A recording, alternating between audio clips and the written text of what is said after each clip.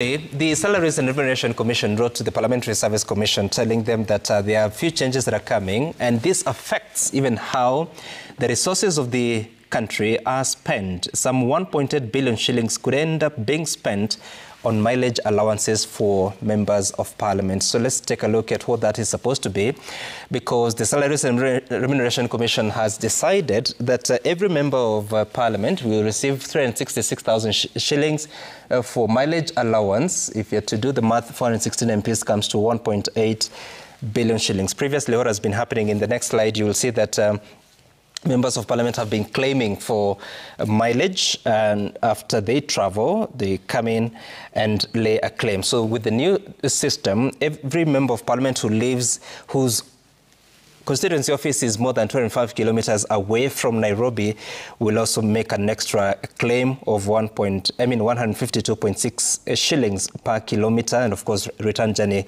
per week. And so the old policy was that members of parliament would claim for the distance covered based on the trips that they can make. Gentlemen and lady, so this is going to affect your fortunes. What is the justification for this? If I may begin with you, Mheshimiwa Ruto. Thank you so much. And as I responded that, a Kenyan has just asked me to raise this question to Senator Onyonga, especially on pertaining security issues, says that what was Kenya doing in Kosovo and Yugoslavia? What was the interest of Kenya in that? Probably we'll have a patch on it. Now, on this issue of salaries and SRC, I remember also last year, the same case arose, and SRC was put to task to explain as to why.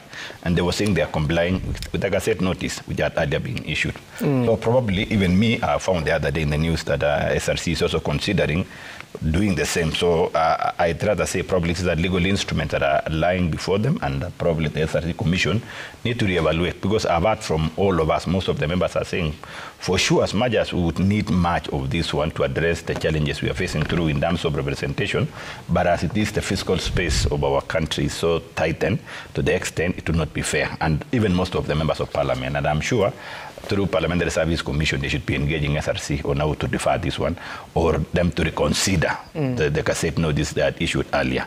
Because probably it's a question of compliance, not a question of demand. I've never had a discussion, all of us, to demand and say, oh, we need to be increased on this, or on our allowances on this particular.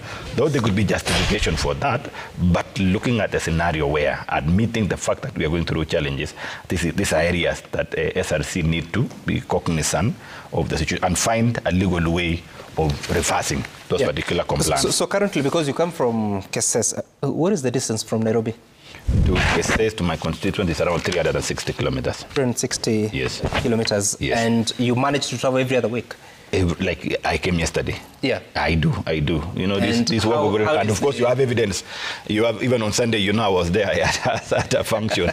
So we have to do. No, I'm not hurting that you go. Yes, I'm just wondering, how smooth is the process of claiming for this mileage? Well, it also depends with exchequer. Sometimes it depends delays, because when there's no exchequer, what do?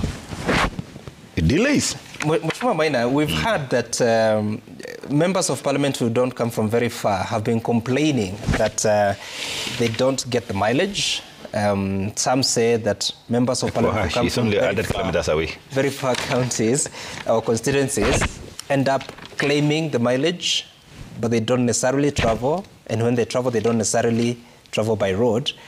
And the Auditor General has raised questions that there are no internal controls to ensure that people claim the rightful expenditure. What is SRC trying to cure here? So I find it quite interesting that African countries, they have a certain way of doing things, because I have had the privilege to travel outside, and I can tell you, for example, in the UK, a member of parliament has to show proof of travel. So you claim after you show proof of travel. And what happens with our mileage system, and I will speak from a factual point, is that you find the members of parliament who perhaps even claim like maybe Kenya shillings 1 million in a month. And when you check the translation on whether they actually traveled, they did not. There are members of parliament who actually take flights instead of going by road. A flight to Mombasa is currently, maybe if I'm using Jumbo Jet, maybe Kenya shillings 18,000. So to and fro would be that something thousand. So I think we do need to reevaluate. As members of parliament, and I speak this as a young person because the future is waiting for us to catch up to all the development that's happening in the other parts of the world. But if we continue to have an excessive expenditure on excesses that perhaps cannot even be justifiable. Kirinyaga County is not far from Nairobi. I drive 2 hours and I'm back sometimes in the evening, sometimes I stay in, and I do go quite often. But then I think we do need to standardize the amount that a member of parliament can claim, and perhaps even the means of transport that you use. And perhaps we might need to reconsider in future to adopt what the UK Parliament is doing, where you have to show proof of travel, and then you claim that amount. Because at the end of the day, we have to think about the Kenyan. We have a struggling economy. We have struggling basic needs like healthcare, and taxpayers' money could be put into better use, as we also make sure that we facilitate members to be able to exercise their constitutional mandate in the constituencies. Interesting. You've said interesting things, that you travel often, you need to standardize, and I thought that's what they're trying to do here. No, I think what they're doing here is that, let's say because the members who have beyond that minimum amount for the kilometers that is set will be claiming directly, like we normally do. But then the other amount is supposed to be remitted to our salaries. So personally, I will not be claiming if this were to be remitted directly to my salary, because then I do not have extra kilometers to claim. But then there are members, like I've said, who maybe someone in Baragoi, someone in Lodwar, you know, who have to claim the excess of that. So whether you were earning 1.2 million per month in terms of mileage, if the 366 is paid, you are allowed to claim the excess of that as per the current constitution, like we claim right now. So if you look at 366,000, does it make your life better because you still need to travel to your constituency, or? I think it's nearly the same amount, because it's subject to VAT. The 16% VAT. Rather, we pay 35%, sorry, that 5% for... Pay as you earn. Yes, pay as you earn. It's subject to that. So when you deduct, it's similar to the same amount that personally I would be claiming to go to Kirinyaga and back to Nairobi. But for some members, it is standardized a bit. Because, for example, in Nairobi, you can imagine how much they earn in terms of mileage. Sami, Senator. This issue of SRC was trying to cure one thing. And it has been a matter that was there even before when I was a member of parliament. And it is a matter, I believe it's a legitimate question that does not have an answer. An example, in fact, that's the last sentence she has given. What do you do with a member of parliament who is the member of parliament for Westlands? And yet, when you look at the mapping that we got from Kenha, because they're the ones who did the calculation as to how much you get, the distance you go, they pick the farthest distance and the nearest distance. The Nairobi team was not getting any mileage. And yet their vehicles are actually traveling. Because of the fact that they are in Nairobi, they are actually running around. So the question is, the rationale that all my three colleagues have given is legitimate, and I have seen previously where the SRC was actually trying to solve this problem. But for me, the matter that I brought out and I responded to it was very simple. First, I rejected this increment, if any. Number two, I wrote a letter to SRC, and I did another one to Parliamentary Service Commission. The point that is of value, I think for all of us, the three who are sitting here, we must be very sensitive to the Kenyan public. Right now, there are some people who feel that the government, again, as the budgeting is coming, there's a likelihood the government is going to try and increase more taxes so that then we can fill in the gaps of our budgeting. The problem that you have is that Kenyans are again therefore, when this matter comes up, and that's why I completely agree with Mr. Ruto, that SRC needed to call members of parliament and ask those who felt and what they felt about this increment. Because some of us feel that it looks unacceptable, because the Kenyan public is talking about the issues about our expenditure, about our bad behavior, about our travel abroad. You know, these are things which we need to discuss. I personally, and this is because of my experience having worked in foreign affairs and my experience having been in parliament for 20 plus years, I agree that members of the National Assembly and the Senate and even the executive need to travel. But surely, we are traveling badly. Okay. Now, I've done some math. I'll get to Mheshimiwa Nyamita. I've done some math. So you claim once a week. You're allowed to claim once a week. And Kirinyaga to Nairobi, or Nairobi to Kirinyaga is 111 kilometers. So times 2, that is 222 times 52 weeks, times 152.6 shillings, divided by 12 months. It comes to about 146,801 shillings. The SRC is saying that you should now be paid 366,011 shillings. Have you multiplied the kilometers by 2? Because it's to and fro. Yes, I did that. Okay. So if you net off 35%, you'll receive 237,907 shillings. So still an additional 91,000 shillings. So there's a benefit, an extra benefit. Mheshimiwa Nyamita, so Kenyans have commented online that this is too much, because when you look at the Auditor General's report 23-2024, the claims were up to the tune of 223 million shillings, both for senators and members of the National Assembly. If this is implemented, it's going to cost 1.8 billion shillings. That's an increment of nearly 1.6 billion shillings.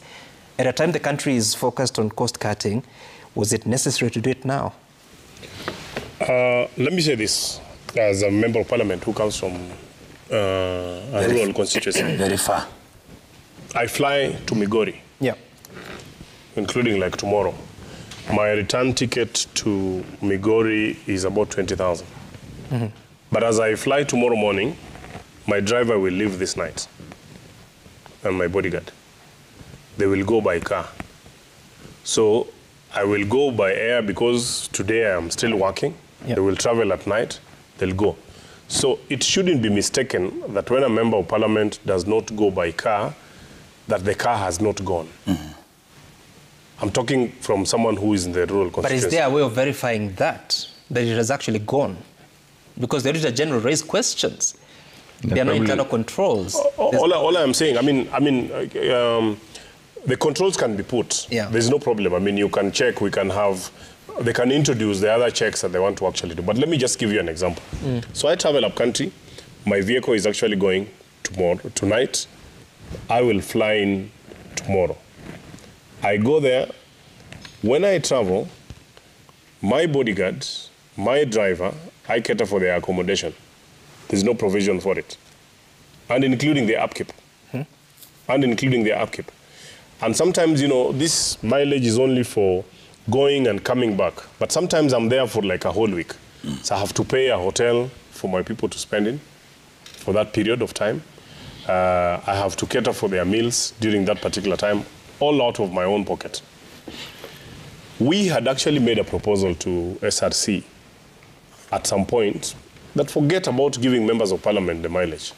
All you do, give us a vehicle. That's what allocate us an driver. off-road vehicle, give us a driver and a bodyguard, and then just like the ministers, just like even the principal secretaries, just like senior government officials, including directors have.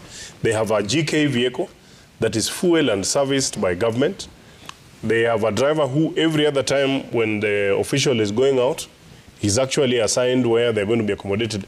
We don't want to bother ourselves really chasing these small claims. And people thinking that members of parliament are only there to pick money from the exchequer. But your driver and bodyguard are employees of the government, right? No. That's what he's saying. The driver is not. Who pays them? In the salary that we are paid. We are paid. We pay them. For example, the allowance, okay. My office is facilitated to employ a driver. I get money to employ a driver. But that money does not... You get money from where to pay the driver? From Parliamentary Service Commission. That's what I'm saying. It's an employee. No. So listen to me. What I'm saying... Paid for by public resources. All I'm saying, we get money to employ skeleton staff in our office, including a driver. Yeah. But there is no provision now for a night out. For example, when I go, because I employ my driver, he's based here in Nairobi. Okay. So when I travel with him, and I'm with him for a whole week, And sometimes my driver is not, even if he's from the same constituency, he could be coming from a far And you feel place. that accommodation is not catered for? It's not that I feel it is not. But how then do you explain MCA's claim is 77 shillings per kilometre? Claim for members of parliament is 152.6 shillings per kilometre. And a kilometre is a kilometre. It's because from the SRC, if you look at that circular, the vehicle that they allocate for a member of parliament is about 3,000 cc and above, and the MCAs is only up to about 2,000 cc. So it's about the vehicles. Kuna magari na kuna magari. But let me, without belittling this thing, let me just say this. Let me just say this. On your meter. The best thing to do. Sorry, just a moment. Point of information, Sam. Sorry, Mheshimiwa Senator. When to be fair, Honorable Nyamita, yes, members of parliament also get a car maintenance allowance of 356,000 shillings. And that's what I'm saying. I am telling you, Sam. Yeah. If we were to speak on this table and say that money sometimes is not even enough. Yeah. And what we propose that remove the maintenance, remove the mileage. All you simply do, give a member of parliament when they are coming in, give them a vehicle. And a driver. And a driver. With a work ticket. And then, with a work ticket, which...